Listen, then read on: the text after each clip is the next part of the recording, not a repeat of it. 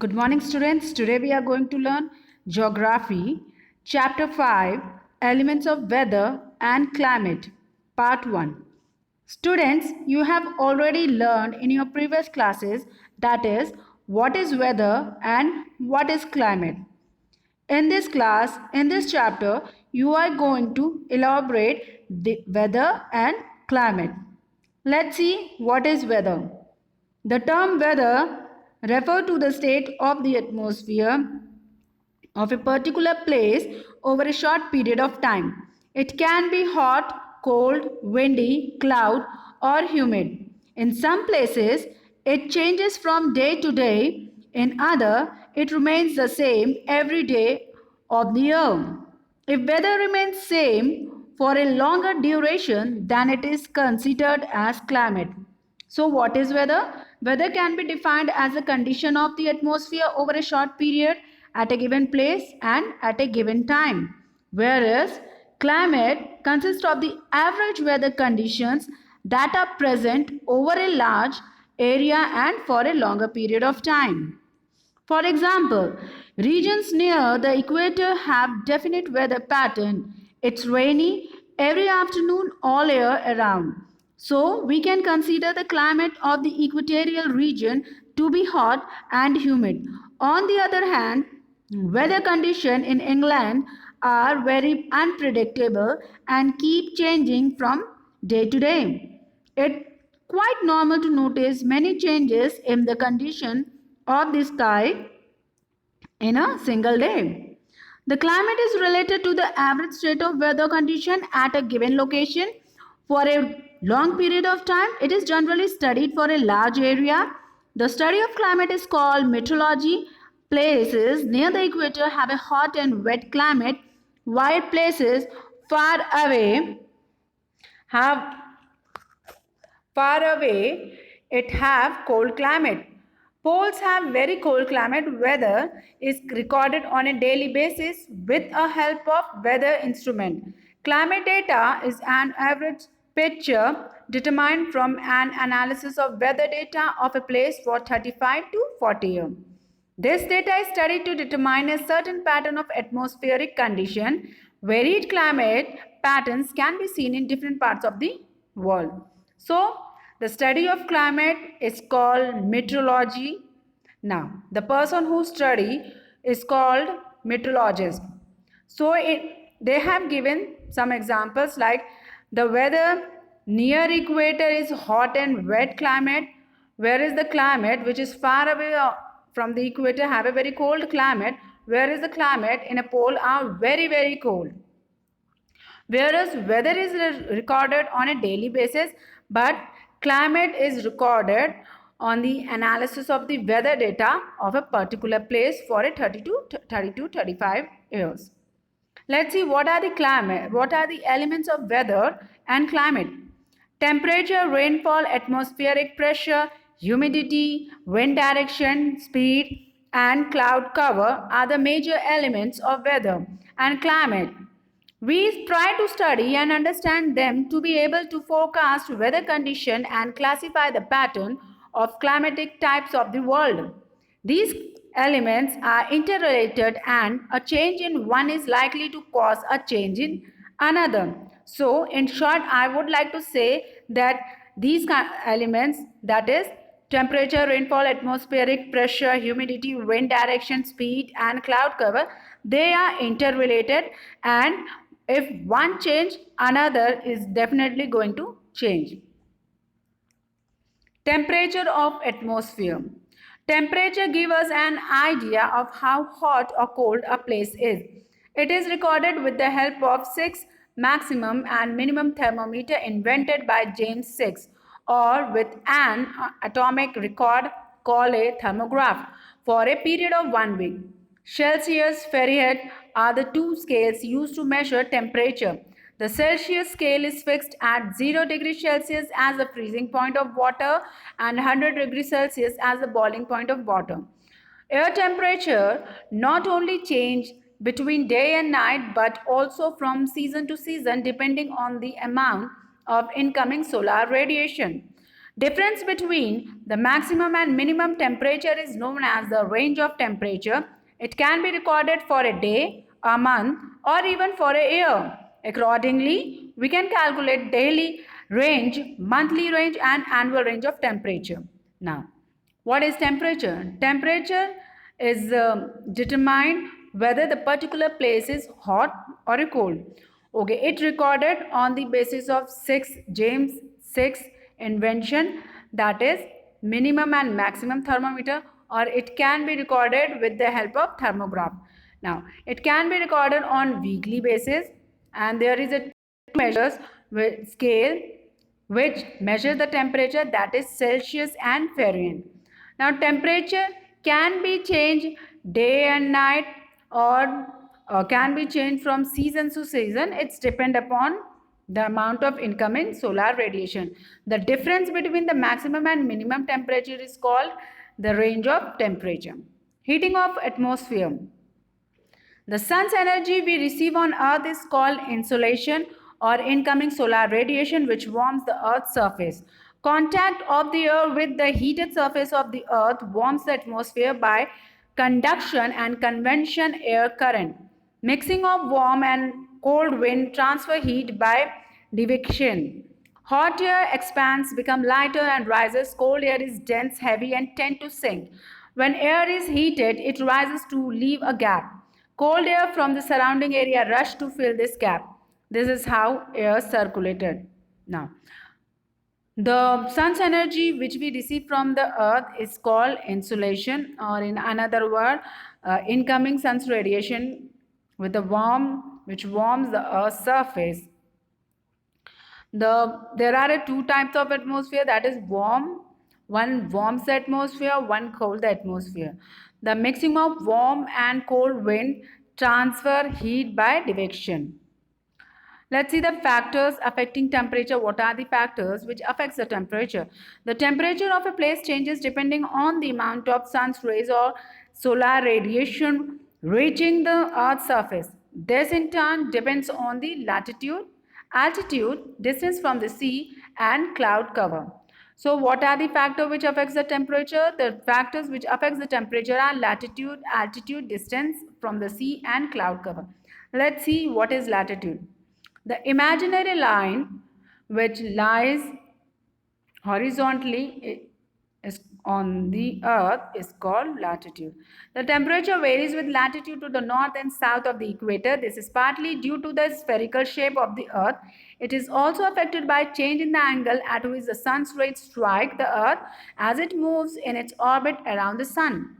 The tilt of the earth's axis and revolution of the earth determines which pole is tilted to face and the sun and which pole away from the sun in one season. Latitude of the hemisphere that lies closer to sun have summer, while the hemisphere that is away from the sun experience winter. As we move away from the equator towards the pole, temperature decreases. Latitude near the pole experience low temperature all year. Earth can be divided into various heat zones based on temperature difference, namely torrid, temperate and frigid zone. And now what is latitude? Latitude divides the earth between two poles, that is north hemisphere and south hemisphere, and same way it affects the temperature of north hemisphere and southern hemisphere. Now the sun rays, the part of the earth which faces the sun receives heat, whereas the part of the sun which is away from the sun receives winter or experience winter. Now the earth is divided into three heat zone, that is temperate heat zone, torrid heat zone and frigid heat zone. Torrid heat zone is the most hottest heat zone, whereas temperate is a moderate kind of heat zone. Frigid is the coldest heat zone. Frigid can be found in the north and south pole, whereas temperate lies between the north pole to Tropic of Cancer in northern hemisphere. In southern hemisphere, it lies between Antarctic zone to the Tropic of Capricorn, whereas torrid zone lies between Tropic of Cancer to Tropic of Capricorn. Let's move on to the altitude. Air becomes a less dense as we go higher above the sea level. Dust particles and water vapor which absorb heat are present in bulk closer to the earth. As the air is thinner at higher altitude, it is unable to absorb heat as efficiently as the dense air at lower level. Temperature decreases with increase in altitude at the rate of 1 degree Celsius for every 165 meter. This is known as normal lapse of temperature. Ludhiana and Shimla lies in the same latitude, but the later is cooler. Thus, all hill stations are cooler than place in the plain in the same latitude. Now, altitude is nothing but the land higher above the sea level, and the same altitude is unable to absorb the heat as effectively as the dense air at the lower level. The temperature decreases with the increasing in the altitude at the rate of 1 degree Celsius for every 165 meter, and that is why the difference between the places which lies in the same latitude. Let's see distance from the sea. But before that, let me tell you one more thing. The latitude is nothing but hill station have a cold climate due to the height above the sea level, which is called an altitude. Let's see distance from the sea. As water takes longer to heat up and cool down in relation to land, it affects the temperature condition of coastal area. Places near the sea remains warmer in winter than would be expected for their latitude and vice versa in summer. Temperature is moderate by the daily phenomenon of land and sea breeze. There is a little difference between maximum days temperature at the minimum night temperature. Places far away from the sea experience temperature extreme due to continental influence. Daily range of temperature and seasonal range of temperature are both high. This is the reason why Delhi experience extremely daily and seasonal temperature and Mumbai are very low daily and seasonal temperature. Now, what is places near the sea are neither too hot nor too cold. They have moderate climate because of the land and sea breeze. Whereas the places which is far away from the sea receives too hot and too cold because and they have extreme climate because of the land breeze.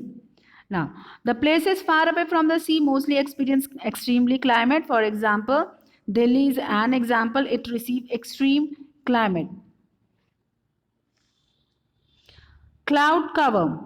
Cloud cover influences the temperature of a place and it affects the incoming and outgoing solar radiation of the atmosphere. It acts like an umbrella, check the solar radiation in the sea and prevent the losses of heat from the lower layers of air at night. Therefore, cloudy days are cooler than the clear day. Cloudy nights are warmer because the heat is trapped by the cloud cover. Lack of cloud cover at night allow heat from earth to escape into outer space easily, resulting in a lowering of temperature of the ground. Clear sunny days cause the ground to heat up intensely so that ground temperature rises. Even the cloud cover influence the temperature. How it influences the temperature? When there is a cloudy day, the days were cooler compared to the normal day, and the nights were warmer as come because heat were trapped by the cloud cover. Because of lack of cloud in night allows the heat to escape from the earth into the outer space, resulting in lowering temperature of the ground. Let's move on to the next topic, that is prevailing wind and ocean current. Prevailing winds blow in particular direction on the earth all year round. They help in transfer of heat and influence temperature of area over which they blow. Warm wind make an area warmer. On the other hand, places where chilly winds blow have low temperature. Warm currents from the tropical seas move towards higher latitudes. Seaport in a higher latitudes where warm current wash the coastal area remains open for ships. On the other hand, cold current from the polar areas move equatorwards. They reduce the temperature or coastal area. Coastal water which gets cold freeze remain closed for shape. Now, wind which blow in a particular direction on the earth throughout the air is called current. Now, there are two types of wind, that is warm wind and cold wind. Warm wind makes an area warm, whereas cold wind makes an area cold. There are again two types of current also. One is warm current, another one is cold current.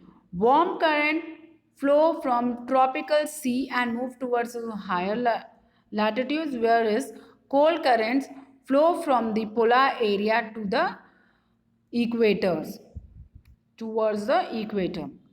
Let's see humidity in atmosphere. Humidity is the amount of moisture present in the air. Water vapor forms only 1%, 4% of the air at place. Humidity is an important element of weather and climate. It regulates air temperature, the formation of cloud, and day-to-day changes in weather. Very high humid air absorb heat during the day and retain it during the night. Absolute humidity is the amount of water in a given volume of air. It is expressed in gm per m cube. Relatively humidity is the portion of water vapor present in the air in relation to the maximum vapor air can hold at particular temperature. It expresses as a percentage. A geometer or a wet and dry bulb thermometer measures the relative humidity of the air. Air can hold a certain amount of water vapor at a given temperature. When it holds its maximum capacity at a given temperature, it is said to be saturated. When air does not hold water vapor to its maximum capacity at a given temperature, it is said to be unsaturated. Now, what is humidity? Humidity is the amount of moisture present in the atmosphere. The winds blow over the sea, brings in lots of moisture and make the climate of the coastal area very humid. Now, absolute humidity is the humidity where the amount of water is gives volume to the air. Okay. Now, whereas relative humidity is the portion of water vapor present in the air. The humidity, it is expressed as percentage. Air can hold a certain amount of water vapor at a given temperature. When it holds maximum water vapor, it is said to be saturated. When it does not hold water vapor for its maximum capacity, it is said to be unsaturated. Humidity varies from time to time, from place to place. Factors that controls humidity are temperature, controls the amount of humidity in the atmosphere.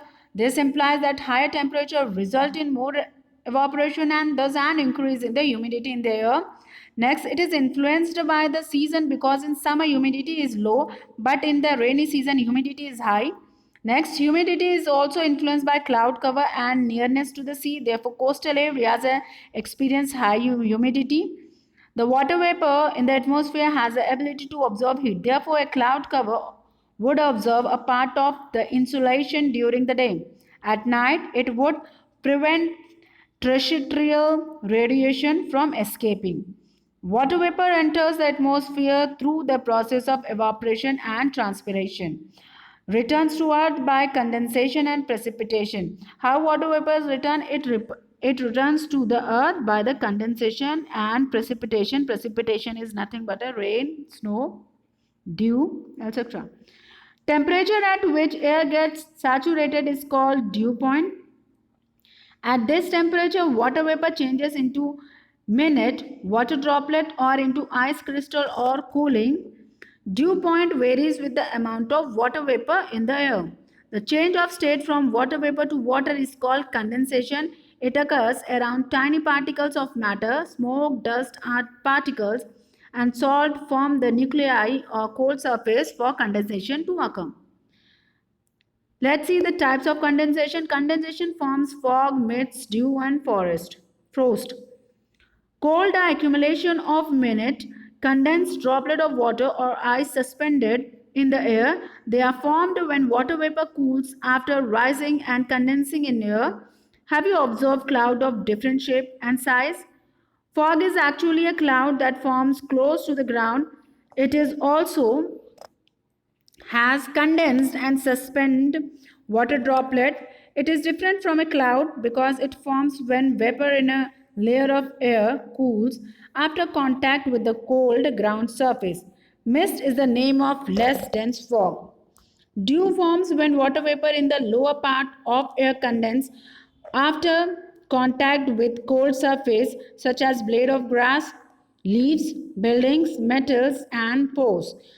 These surfaces become cold on clear and night when the earth's heat readily escape into space.